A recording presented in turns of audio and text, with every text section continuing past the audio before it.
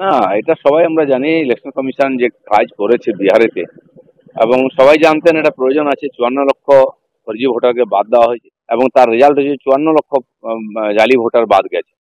এখানে কোনো কমপ্লেন করার জায়গা নেই, খালি নাটক করছেন কিছু এই ধরনের আঞ্চলিক দল যারা বাংলাদেশি ভোটারদেরকে ভোটার বানিয়ে ভোট জিতছেন, বিশেষ করে মমতা ব্যানার্জির মতন নেতারা। তাদেরই সমস্যা হচ্ছে। রাজনৈতিক দলের প্রতিষ্ঠা দিবসের কারণে পরীক্ষা স্থগিত। 28 আগস্ট টিএমসিপি প্রতিষ্ঠা দিবস, তাই বিশ্ববাংলা বিশ্ববিদ্যালয়ের পরীক্ষার তারিখ পরিবর্তন করা হয়।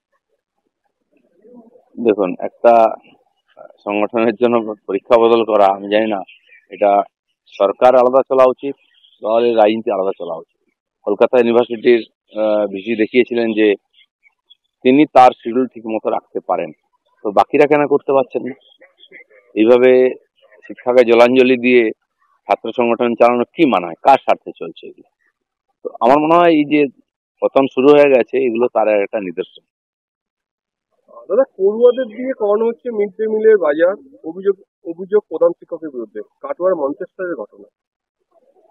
স্কুলে লোক নাই, টিচার নাই, তো কি করবে? তোমরা বাজার করো, তোমরা রান্না করো, তোমরাই খাও।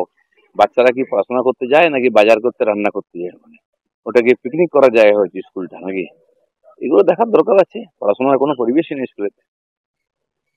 দাদা, বিহারে ইতিমধ্যে এসআইআর এর কাজ সম্পন্ন চলছে। ক্লেম ও অবজেকশনের দাখিলের প্রক্রিয়া সম্পন্ন হতে বাকি 9 দিন, আর কেবল সিপিআই এর পক্ষ থেকে 9টি ক্লেম ও অবজেকশন করা হয়েছে। না, এটা সবাই আমরা জানি ইলেকশন কমিশন যে কাজ করেছে বিহারেতে, এবং সবাই জানতেন এটা প্রয়োজন আছে। 54 লক্ষ ফর্জি ভোটারকে বাদ দেওয়া হয়েছে। সব পার্টি সহযোগিতা করেছে, তারাও বিএলও পাঠিয়ে সহযোগিতা করেছে। খুব ভালোভাবে হয়েছে, সবাই স্বীকার করেছেন, এবং তার রেজাল্ট হয়েছে 54 লক্ষ জালি ভোটার বাদ গেছে। আর সেটা পশ্চিমবাংলার লোক আশা করছে এখানেই হবে। এখানে কোনো কমপ্লেন করার জায়গা নেই, খালি নাটক করছেন কিছু এই ধরনের আঞ্চলিক দল যারা বাংলাদেশি ভোটারদেরকে ভোটার বানিয়ে ভোট জিতছেন, বিশেষ করে মমতা ব্যানার্জির মতন নেতারা। তাদেরই সমস্যা হচ্ছে। আমার মনে হয় যে বিহার যে উদাহরণ দেখিয়েছে না ইলেকশন কমিশন, সেটা সারা দেশে লাগু হবে। জাতি শংসাপত্র পেতে ছুটছে কালঘাম। 2021 সাল থেকে বারবার আবেদনের পরেও মেলেনি সুরা। এমনই অভিযোগ শিলিগুড়ির ফাঁসিদা ব্লকের জয়ন্তিকা চা বাগানের শ্রমিকদের। এর আগে টিএমসির এমএলএরাই বারবার বিধানসভায় কমপ্লেন করেছেন যে এখানে কাস্ট সার্টিফিকেট পাওয়া যায় না।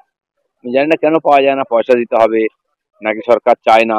আর তারপর বিভিন্ন রকম লিটিগেশন, আইনি জটিলতা তৈরি হচ্ছে।